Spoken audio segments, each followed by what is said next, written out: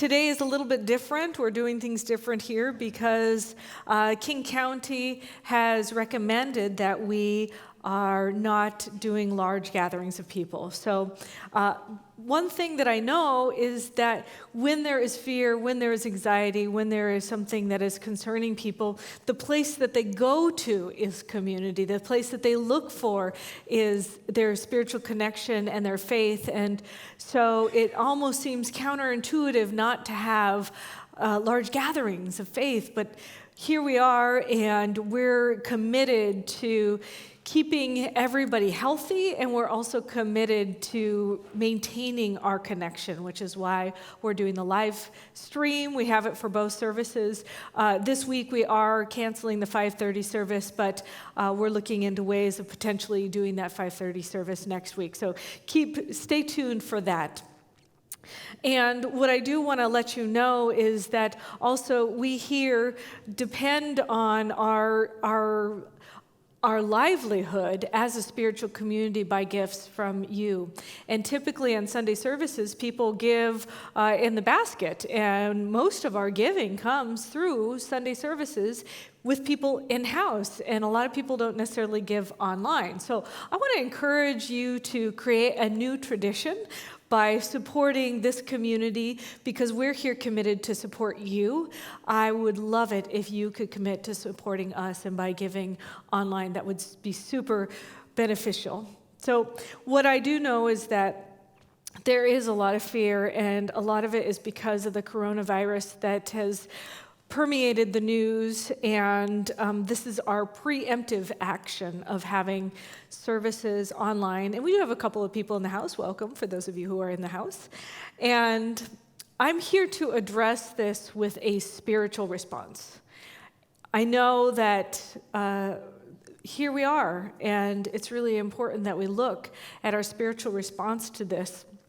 But for me, a spiritual response is a holistic response, which means I'm going to address this in three forms. One is body, our body experience. The second is mentally, our mental experience. And third is spiritual, our spiritual experience. So those three ways I'm going to address it. Each way, I'll give you two practical tools that you can use for your daily life so that you can enhance your practice in your spiritual life. And what I know right now is that this is the time when the rubber meets the road. Whenever we have challenging things come up in our life, it's not the time to turn away. It's a time to turn toward our spiritual practices and to really step into our truth and our way of being. So the first thing I wanted to talk about is our physical reality. And I can tell you that anxiety and fear is real. Like, that's happening. And I know it's happening because I went to Costco the other day, and there was no toilet paper, no water, no frozen food in the frozen food aisle, and no rice also. So I know that there's been a frenzy out there. I went on the weekday, not on the weekend, because that's how I do Costco. And I realized that it's very important that we address what's going on within our bodies and our minds and our souls. So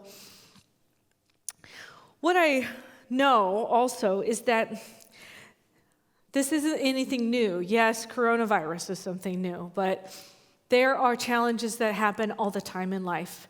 There are earthquakes. We had a tornado in Tennessee. There are just all types of calamities. There's cancer. There are pandemics. There are things that happen in our life.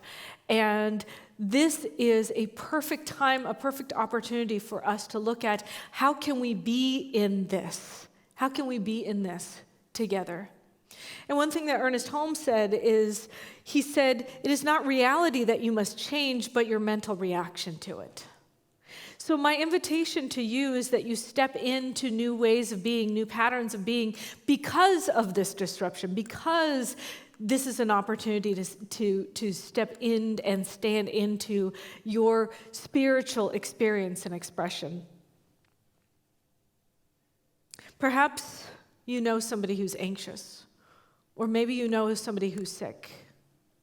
Or maybe because you're watching online, maybe that's you. Maybe you're the person who's anxious, or maybe you're the person who's sick.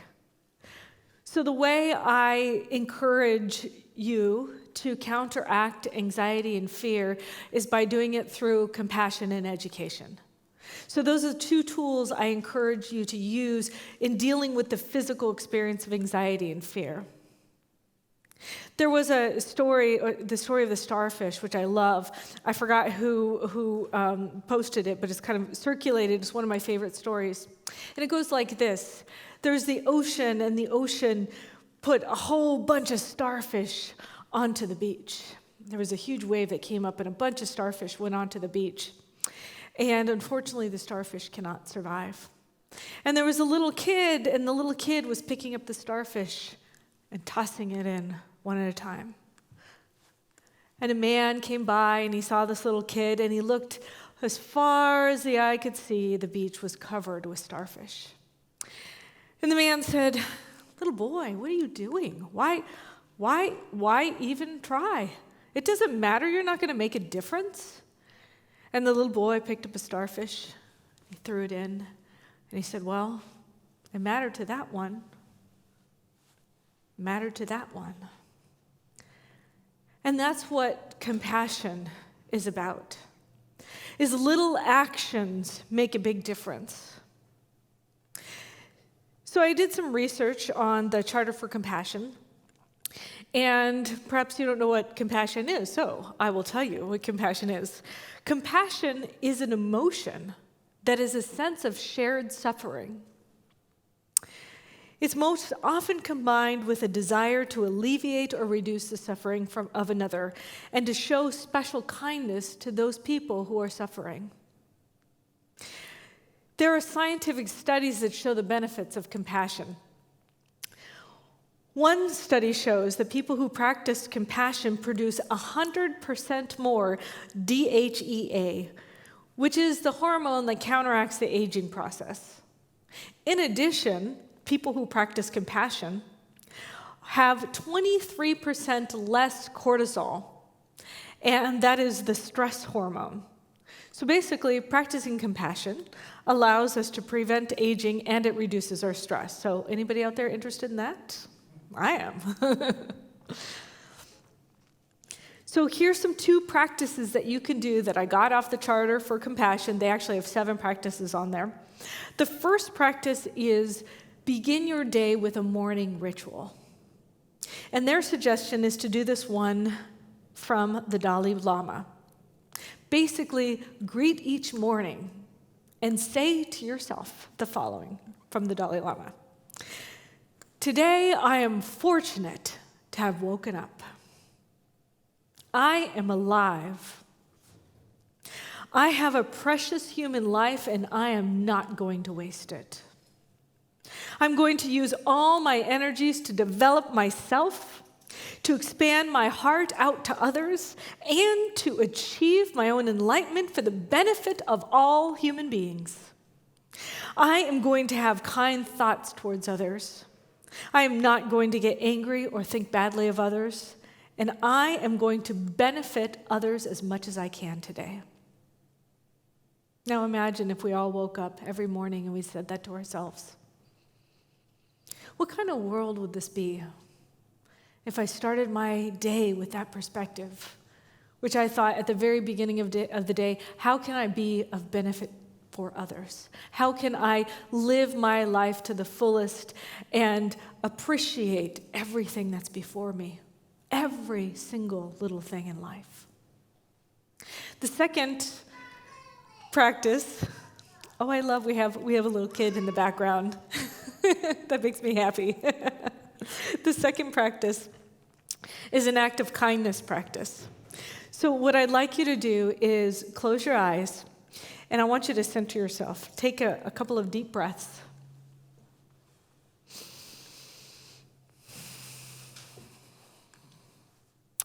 And what I'd like you to do is imagine the suffering of somebody you know or somebody you met recently.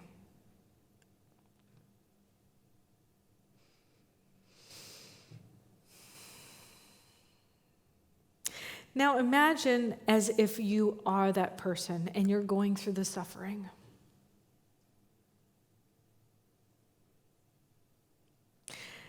And imagine that there is another human being out there that would like your suffering to end. It could be a parent or a loved one or a child. What would you like for that person to do to end your suffering?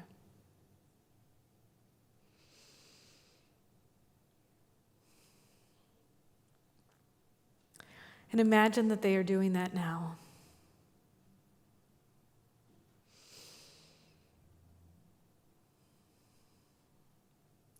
Now what I want you to do is reverse roles.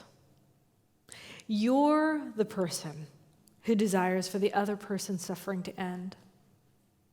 And imagine now you are the one that are doing the things to help ease the suffering or perhaps even end it completely from somebody you love or know.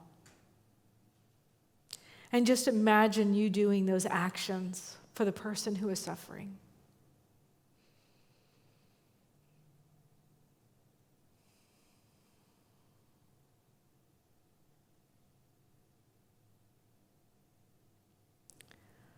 And now bring yourself back to the present moment.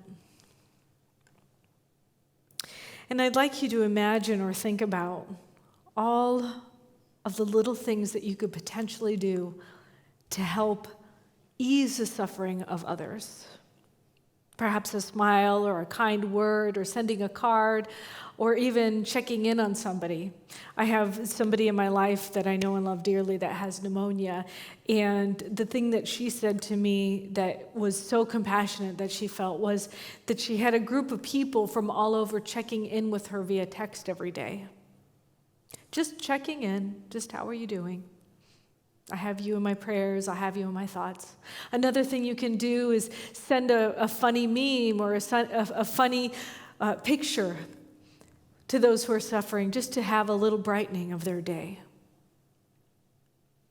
So what if we decide that today is going to be a day where I am that person who throws a starfish, that I am the person who takes one little action to ease the suffering of another? Imagine the impact that it can have if all of us collectively do that together. So the second most important thing is part of education here. And what I want to let you know is that the news is the news because it's the exception. I really want you to hear that. The news is the news because it's the exception. I did a little research. I want you to know that there are 7,614,893 people in the state of Washington as of July of 2019, according to the census data.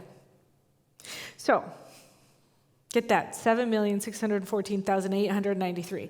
And so far, 15 people have died from the coronavirus, which means that 7,614,878 are alive and well. So what kind of news is that? As a matter of fact, in 2017, there were 575 fatal car crashes in our state. But did that prevent people from driving everywhere? The news is the news because it's the exception. And as a matter of fact, I don't want to diminish the fact that anybody died or that anybody is sick. I do think that we need to be compassionate. That is super important. We need to be compassionate. And I want you to get that the reason why it's being focused on is because it's unusual. It's a very small amount of people it's affecting. As a matter of fact, these services that we're doing online is preventative. The health department is doing actions that are preventative because we care about the 1% to 2% that it is affecting. Imagine that we as a society are banding together to care about and take actions because of the 1% to 2% that are suffering. Now, how great is that? And I was researching from this woman named Dr. Malia Jones. She's an infectious disease doctor who studies epidemics. And she said, I do want to remind everyone that when public health works, the result is the least newsworthy thing ever. Nothing happens. It all fizzles out. And you start feeling like, what's all the fuss about? And then you can send a thank you note to our local health department because they've done their job well. It was preventative. And so we in this community are here to do preventative actions because we're committed to the health and well-being of each other. So I'm not denying that this particular thing has a higher death rate. It does. And I do know that it is impacting people. But the thing that they recommend the most, and here's our education here, is that in order to prevent the spread of it is to wash our hands. That's what we need to do, is wash our hands. And as a matter of fact, we need to wash our hands for 20 seconds. So what I love is what Reverend Jerry Berry suggested, is that we use the Ricky Byers song, I Let the Love Wash Over Me, as an example of how long we can wash our hands. And I've called LaVon and Jal here to show us how it's done. Are you ready for this 20-second version so you can wash your hands to it? Take it away. We let the love wash over us. We let it be.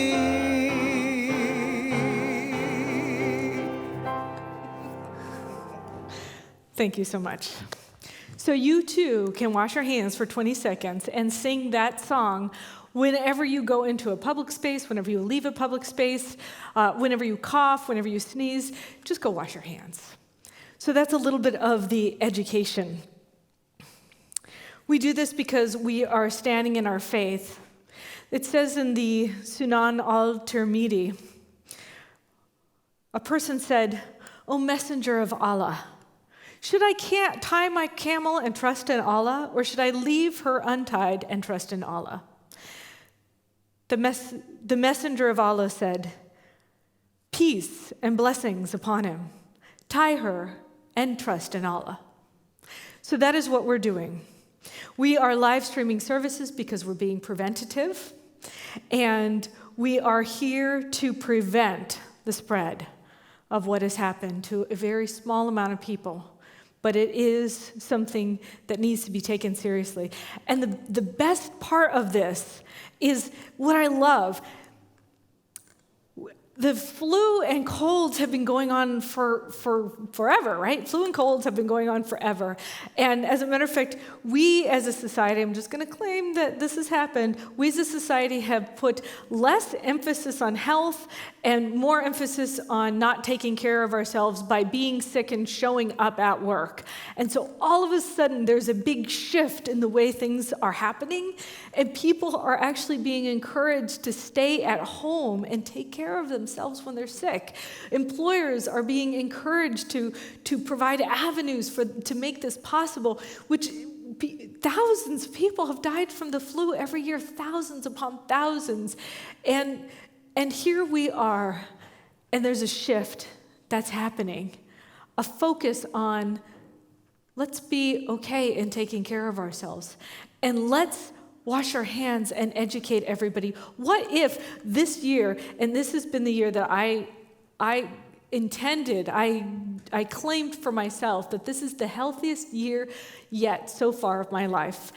What if this is the healthiest year yet so far of all of our lives? What if, because we're having this pause, that the flu and the colds and the coronavirus don't spread? What if it ends up being our healthiest year of our life thus far? I'm excited about that possibility. So the next thing I want to go to, so that was our physical well-being, right? Compassion, education. The next thing I want to talk about is our mind and being open to how we think and perceive things. Reverend Jim Lockard said in a recent blog, "Fear constricts and love opens. They cannot exist in the same consciousness." So think about this. Fear and anxiety cause us to weaken our body systems. It reduces our own compassion for humanity when we're in fear. And when we make fear-based choices, they're often not the best and most wise choices. Oftentimes when I'm in fear and anxiety, I can't discern and listen to my own wisdom. And I want to say inflexible. I become inflexible. And because of my inflexibility, it causes me to not be open to new ideas and new possibilities. So love, on the other hand, strengthens our body's immune systems. And when we practice our sense of compassion through love, then we build each other up and we connect. We create networks of support systems with each other. When we're in love and we act from the source of love, we make better choices. We can hear our intuition. We listen to wisdom. And instead of being inflexible, we become flexible and open to flow and open to new ideas and new possibilities, because when change happens, change requires us to step into the idea that something new is emerging that's even better. But we have to be willing to be flexible and in the flow in order for that to emerge. Love opens the way for evolutionary processes to create new adaptive ways of being. And I think about when we as a society, we didn't brush our teeth. And they found out that brushing our teeth leads to so much health and well-being in our body. And so now people brush their teeth, and we're so much healthier because we brush our teeth. It's something that shifted in our consciousness as a society that allowed us to up-level our health and well-being, and maybe this is that very thing. So let's think about it as if something amazing is happening and shifting us into a better way of being with each other as a result of this. And ask yourself, am I leaning into love or am I leaning into fear? And it's okay to just recognize I might be leaning into fear. Well, how can I lean into love more? How can what do I need to do? What do I need to think? What do I need to be in action if I'm leaning into love? Last week we talked about the power of the triune nature of God in the universe. And when I mean God, Spirit, universe, the infinite everything, the great creator. And in order for God to be infinite, it cannot be divided. It has to be part of all that is. And in order to create, it must be self-conscious. It's the universal, infinite great creator is the originator of all ideas. And what it does is it had an idea of life in the physical presence. And it then had a construct somehow of creating this life. And then it projected itself in through that structure and that construct. And it manifested itself into physical form. And so you and I are showing up as God's idea of itself incarnate, of what it's like to be physical. But the cool thing about the way that the infinite nature works, the infinite nature of God, Spirit, the universe, is that it's that big microcosm, and we are that macrocosm, we're the microcosm of it. So we also have the ability to have an idea, to have it have a structure, and then have it come into physical form. It's like if there was an architect and they had an idea of a building, well, they would create a blueprint, and then the blueprint would be the way that the building comes into form. And it's even better than that, because it's like there's something that's intangible that's out there that comes into the tangible in here, right? And it's like intangible, tangible. So it's threefold in nature. It had to start with something, goes through a creative medium, and then it is birthed into creation, into what this physical reality is. So this was my talk title, was the creative medium. I'm adding it in because it's perfect for this place in my talk. So let's think about this like electricity, okay? Let's think of God or spirit or the universe like we think about electricity. So electricity is invisible. It's not visible. It's everywhere present, and it's able to project itself through a medium and then is expressed in the physical world as light. And so the creative medium of the universe is a thing that takes care of the how. It knows the blueprints, it knows the structure, it knows how to get things done. That's a creative medium of the universe. It's kind of like a womb. Like there's a seed, planted, fertilized seed in the womb, and then the womb knows how to have the nutrients and everything for a baby to become alive and born into this physical universe.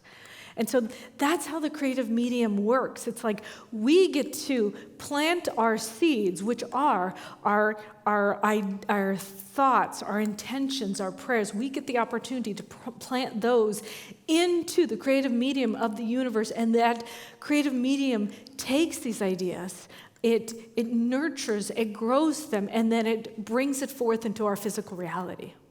So everything that's happening here in our physical reality is a result of a prior idea, thought, consciousness, way of being. So right here, we're living in the results, which means in this very moment, we have the opportunity to create a new idea of possibility for that result to come through. So that's where our mental thoughts come through. So instead of focusing on what you don't want, try focusing on what you do want. I have a good friend who last year, she got diagnosed with cancer. And she said to me, cancer is the best thing that ever happened to me. Now, I know you might think, like, that girl is crazy, but she's not. And of course, I asked her why. Why would she say that?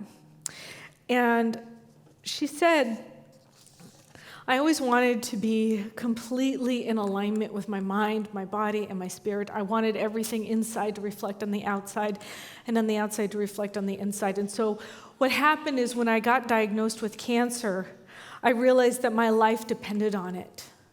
And she said, so what I did is I cleaned out everything in my house that did not serve me, that was clogged or messy, or, it was a cause of challenge or discord in my house. And so I cleaned out my whole house. And then I shifted how I ate. And I started eating in a way that was in alignment with my nutrition and my body. And I started listening to my body. And instead of doing so much, I paused and I took a step back. And I started meditating on my health and well-being. And then she said, I also used all my spiritual tools. I started stepping into faith, and I started using my affirmative prayer in a way that was in the direction of health and well-being, like I wanted to see in my life and in the lives around me. So I think that can be a way that we can all step into our wellness and our wholeness. And maybe there needed to be something like this to kind of give us a little kick.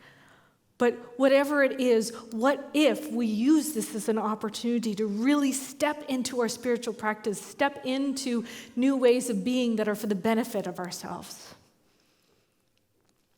Ernest Holmes said, no greater good can come to you than to know that the power already within you is the power to live and the power to create. Not only to create for yourself, but to create for others. The power to do good, the power to heal, and the power to prosper. And imagine that ability is within all of us now, and we can use that power. By the way, I might have a couple of minutes right after this talk to take Q&A if there's anybody online who has some questions. I just want to throw that out there. So back into the space of the mental, right? into the mental of creating, of implanting into that creative medium the ideas that want to be birthed into this new reality. There's really interesting studies on the brain. And brain studies now reveal that mental imagery impacts many cognitive processes in the brain: motor control, attention, perception, planning, and memory. And when we do visualization, the brain actually fires off as if it's already happening. So visualization, which is a form of self-hypnosis, can be a tool anybody can use to foster healing. We can provide positive pictures or creative imagery and self-suggestion, and then visualization can change our emotions and have a physical effect on our body. Psychologist and author Gay Hendricks believes that visualization is one of the most powerful tools for change. He said, "Many people are propelled by the events of the past, but visualization is an act of projecting the present into the future." He says visualization changes the dynamics of personal change by pulling the person towards a visualized, healthier future. Now, what if we all imagined and visualized what it'd be like if we were all healthy and well together? That there was a new emergence of well-beingness, and not just the 1% to 2% that are suffering now, but all of us were included in that vibrancy and the wholeness that is a new idea of wellness, and that we do actions and things together that help us do this collectively as a community. So what if we all visualize that together? And even better, we can use another tool. We can use the tool of meditation. What if you meditated on the possibility of complete and total healing? What if you meditated on what it's like to feel vitality in every experience that you have? What if you meditated on what it's like for us here collectively together to have peace of mind? You can use, there's some amazing apps out there. I use Insight Timer. You can just put healing Insight Timer. They have like little categories that you can click. I want to do a healing meditation. As a matter of fact, for those of you who are not who are telecommuting and not actually commuting anymore, guess what? What if you have a whole hour extra of your day? What are you going to do with it? What if you used a small portion of that to contribute to your own peace of mind, but also collectively the peace of mind to our community? By meditating on the idea and visualizing what it would be like for all of us to collectively step into this well-beingness that affected everybody. As a matter of fact, what if you imagined that our health was contagious instead of everything else? Because I truly think it is. I've been in rooms where I have been really energetically feeling very down. And there have been a group of people who have energetically been sharing joy and expression. And as soon as I walk in, they smile and bring me into their embrace. And immediately I am uplifted by a group of people. Because their joy, their wholeness of knowingness affected mine not knowingness into a knowingness that all is well. So what if we affected each other like that? What if we decided that we as a community are a stand for peace? We are a collective stand for well-beingness. We're a collective stand for health. In one of the books that I'm reading, I read a lot of books for this talk, by the way. One of the books I'm reading is Consciousness and Healing, creating an integral approach to health and well-being. And in the book, one of the authors had talked about how he had a cure, but he didn't have a healing. And so there's a difference between a cure and a healing. A cure, he said, I had cancer and I was completely cured of cancer. But at the same time, I was anxious and I was fearful in my life because of the cancer. And he said, so I didn't have a healing. So you can have a cure without a healing, and you can also have a healing without a cure. But I'm looking for the healing because in a healing, we are like a stand for peace. Like there's a tornado going around and you're the eye of the storm where all the chaos is around you, but you know everything is safe, whole, and complete right here. And so that's what I'm inviting you to step into. So the last thing, so we have the physical for compassion and education, the mental, right? Your tools are meditation and visualization, and then we have the spiritual. Now, spiritually, this is the ground of our being.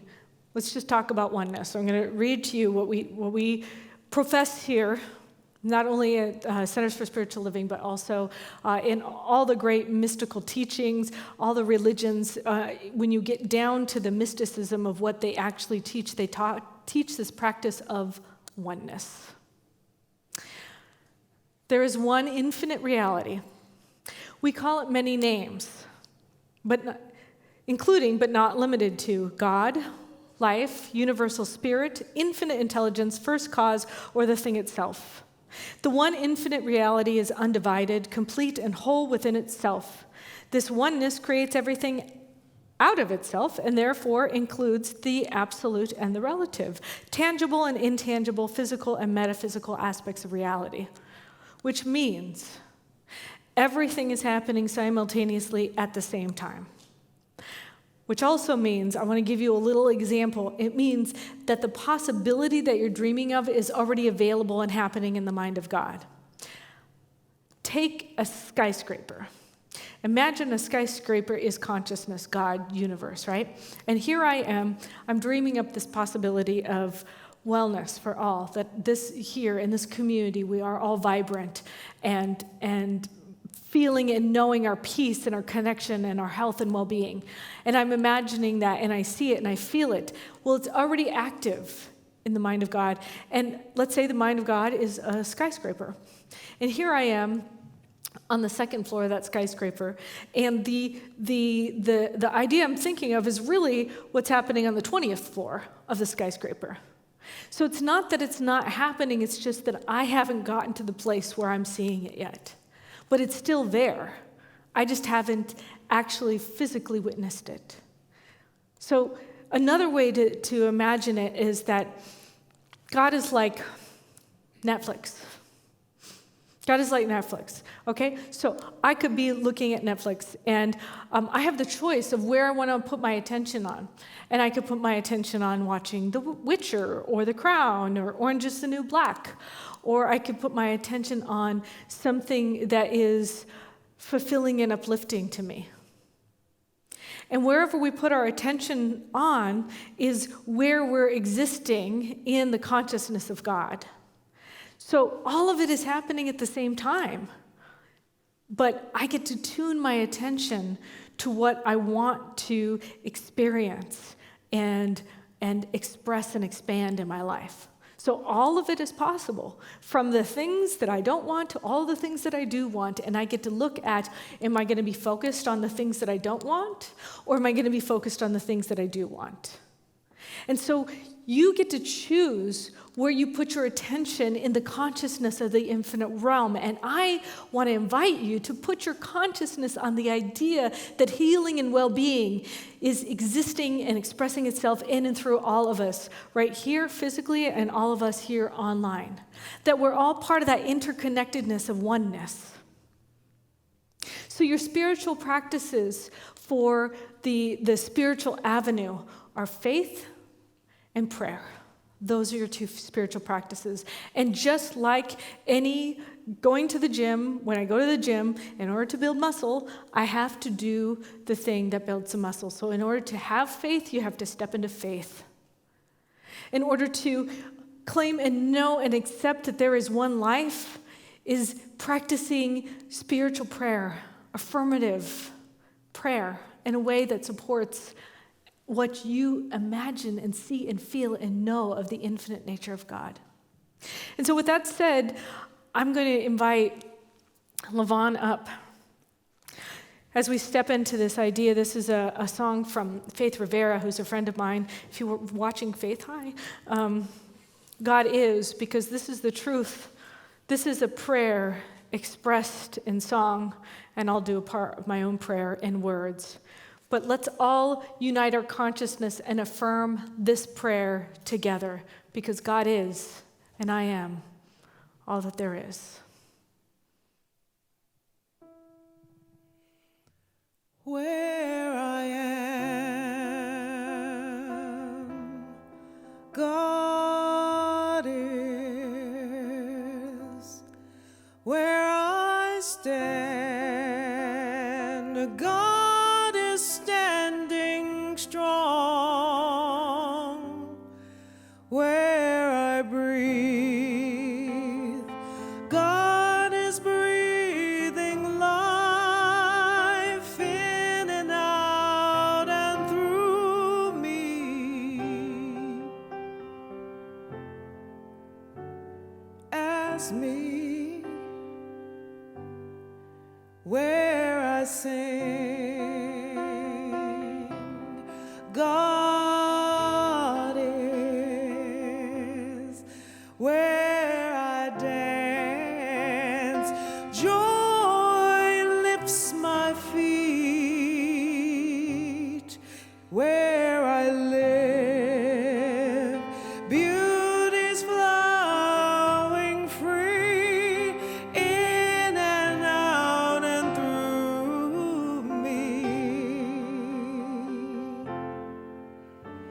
As me, where I doubt, God is the faith in me. Where I cry, God is the comfort there. Where I seek, God is the answer, here and now and forever and ever and ever.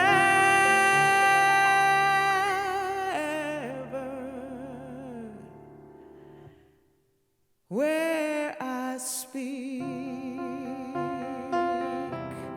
truth is, and where I work, love is my career. Where I play, God is playing boldly in and out and through me. As me. And where I am right here and right now is in the infinite divine intelligence of life, the great creator that knows all and sees all and is all. And I know that it's everything that has ever been created and everything yet to be created. And in that conscious awareness, I know that infinite possibility resides right here, right where I am. And so I choose to be open to that awareness of wholeness. I choose to be open to that awareness of health and well-being. That there is a healing that has happened in my consciousness, in my heart, in my soul, in my community, in my country, in my world. There is something that has shifted. There's something that is uplifted where we have opened to a new way of being, of seeing and feeling and healing. And I welcome that truth to express itself right here, right now, in and through my life. I know that God is here. And whatever fear and whatever anxiety and whatever thoughts I have that have less than, I just know that my God is more powerful than those thoughts, that my fear is not a power in and of itself, that life and God and spirit is a power in and of itself, and that power is the power that runs my life right here and right now. And so I just surrender to that, and I open my heart to compassion, to seeing and feeling and and knowing how I can be a stand for compassion in this world, how I can see and feel and love and express deeply and profoundly the love I have for myself and for this community, the love I have for other people in this world who are suffering, so that I can be somebody who's a person of upliftment to them, so that I can be a benefit to this world, to every single person I come in contact with today, whether it's just a greeting online or whether it's something that I see somebody in the store, that no matter what, that this love is permeating my being. And it is a new way of being, and I stand into it, welcome it, and I know that this change is a change that I am grateful for right here and right now, because I know that no matter what, God is and I am that truth, that power, that love, that force for good in the world. And so I claim it for myself, I claim it for this community, and I claim it for the world right here, right now. And I let it be in that perfection. Where I am, where I stand, when I call, God is here. When I know, and when I speak, and what is truth, is God. Now how we live, how we move, how we speak, how we be, how we sing.